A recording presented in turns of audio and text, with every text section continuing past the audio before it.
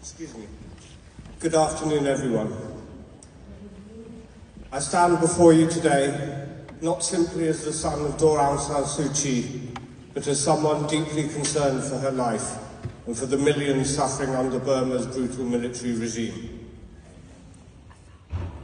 For 4 years, Meme has been unjustly detained, held in complete isolation, without access to family, legal counsel, or medical care. She will be 80 years old this year, and we have no way of knowing whether she is even alive. We have already seen political prisoners perish due to neglect and torture. We cannot let her be next. But this is about more than one person. Burma's people are suffering under daily airstrikes, mass killings, and forced displacement. Over 3 million have lost their homes, millions face starvation, and the junta is blocking humanitarian aid. This is a humanitarian catastrophe. And yet, the military's power does not come from within Burma alone. It has been propped up by foreign governments and arms suppliers, particularly China, India, Russia, and other neighbouring countries. Weapons and funding continue to flow to the junta, enabling the very airstrikes and massacres that are killing innocent civilians. This must stop. This is a moment for action.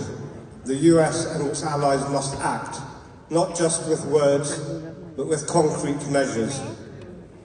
Demand Meme's release and the release of all political prisoners. The international community must apply diplomatic pressure and ensure humanitarian access. Cut off all support to the junta.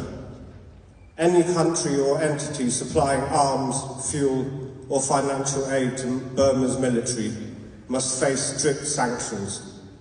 We must make it clear that aiding a regime that bombs villages and kills civilians is unacceptable.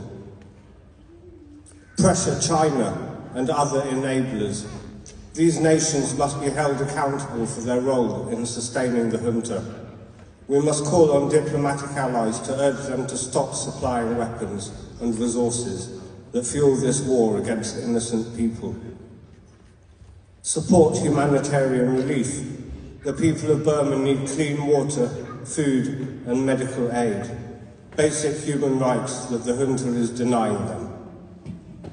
To my fellow Burmese living in the United States, your voice matters. You can contact your representative